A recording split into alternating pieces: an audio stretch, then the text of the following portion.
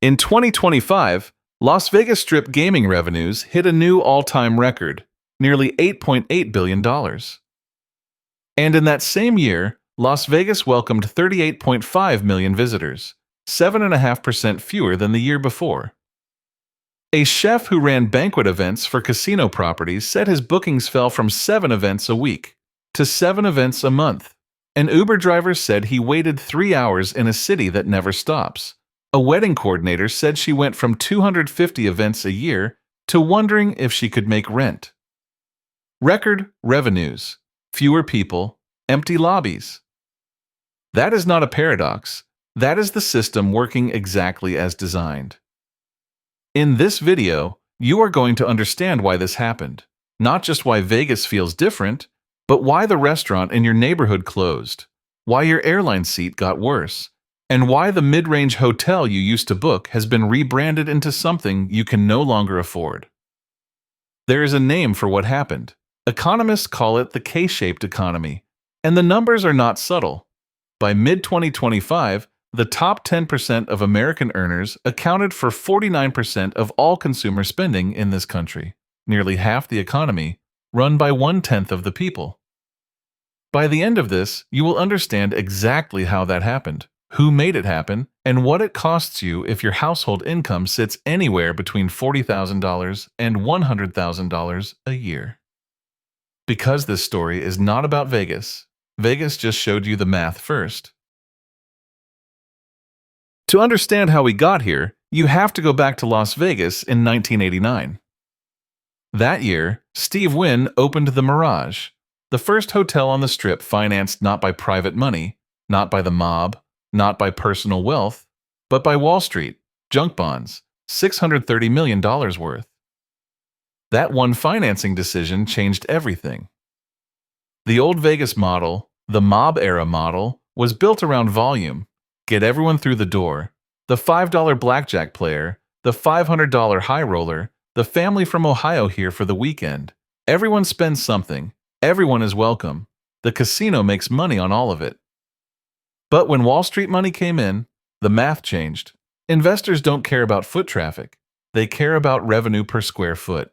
And a $5 blackjack table with a dealer, a pit boss, a full complement of staff, generates far less revenue per square foot than a $25 minimum table with the same overhead.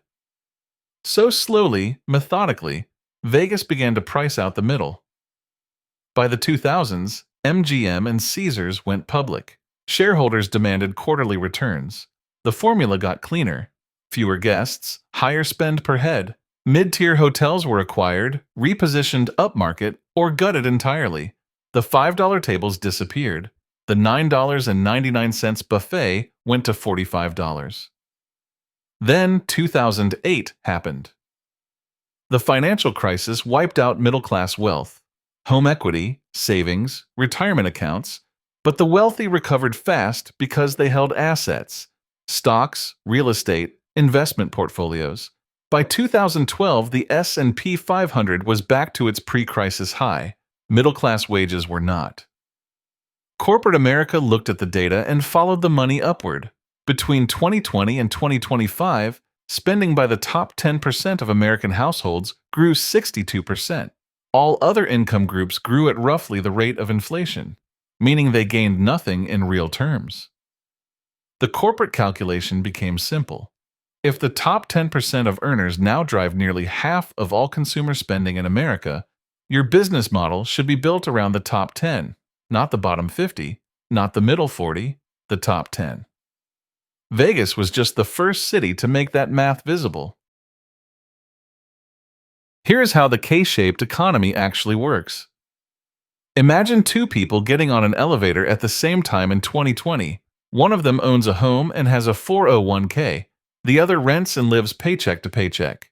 The pandemic hits. The Fed drops interest rates to near zero. Stocks surge. Real estate prices surge. The homeowner's net worth increases by $150,000 in 2 years. On paper, without working a single extra hour. The renter's wages go up 8%, but inflation runs at 9%. The elevator splits. One person goes up, one person goes sideways. That split, the K, is not an accident. It is the predictable outcome of an economy structured around asset ownership. If you own assets, every Fed decision that inflates asset prices makes you wealthier. If you don't own assets, those same decisions raise your rent, your car payment, your credit card rate, while your wages chase inflation but never quite catch it. Now corporations are reading that same data. Every major hospitality and travel company has spent the last decade rebuilding its business model around the customer who went up.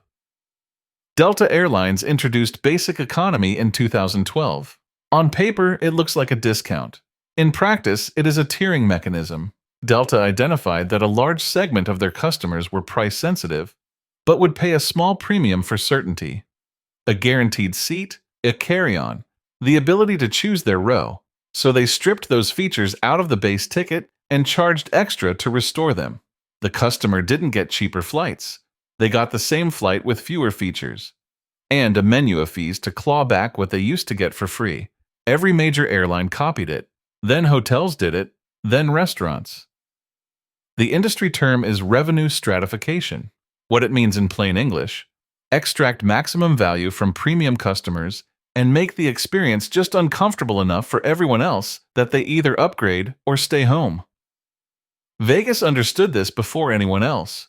When the Strip's major operators reported their 2025 results, the headline metric was not total visitors, which fell 7.5%. It was gaming revenue, which hit a new all-time record. Wall Street called it a strong year. The banquet chef called it the worst of his career. Both of them were right. Here's where the machine breaks. Corporate America didn't just follow the K-shaped economy, it helped build it. When a casino removes its $5 blackjack tables, it doesn't just lose that customer for the weekend, it sends a signal to every middle-income American: this place is not for you anymore. That signal compounds. The hotel next door raises its minimums. The restaurant reprices. The airline adds another fee. And the consumer, who is already carrying a share of the $18.8 trillion in household debt Americans owed by the end of 2025, does the math on a Vegas trip and stays home. Middle-income consumer confidence hit its lowest point since mid-2022. The people who can afford Vegas are still going. The people who used to afford Vegas are not. And here's the part nobody puts in the quarterly earnings report.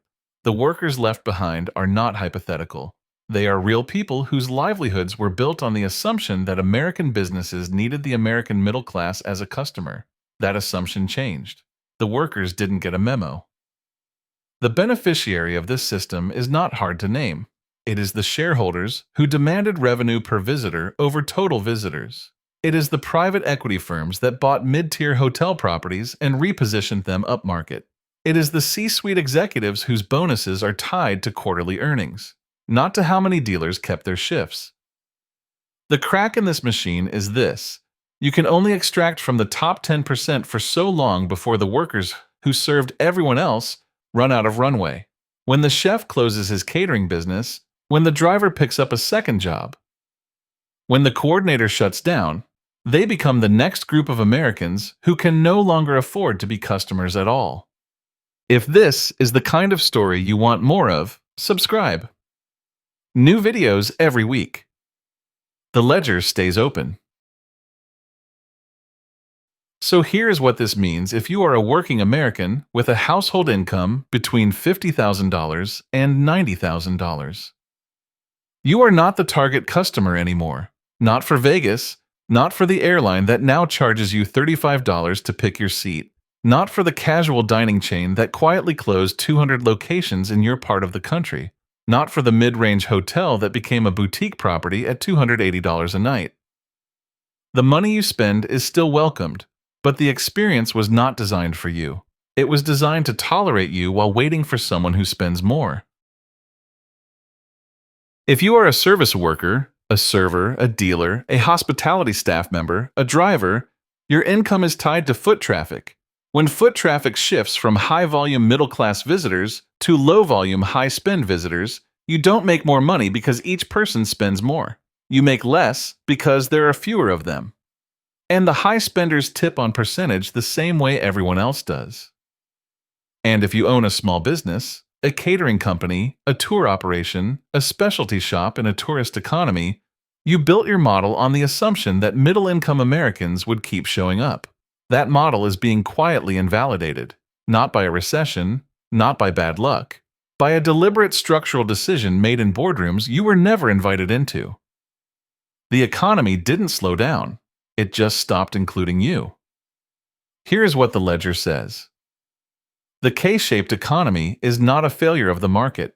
It is the market doing exactly what markets do, following money to its highest concentration and building around it. The middle class was not priced out by accident. It was priced out by design, slowly, efficiently, and with full knowledge of who would be left standing outside the door. Las Vegas just made it visible. The Strip is the most honest economy in America right now. It does not pretend to want you. It shows you the minimum bet and lets you do the math. The workers who built their lives around an economy that needed everyone, they are not a casualty of poor planning. They are the cost that never shows up on the earnings report. The ledger doesn't lie. It just doesn't always show you all the columns.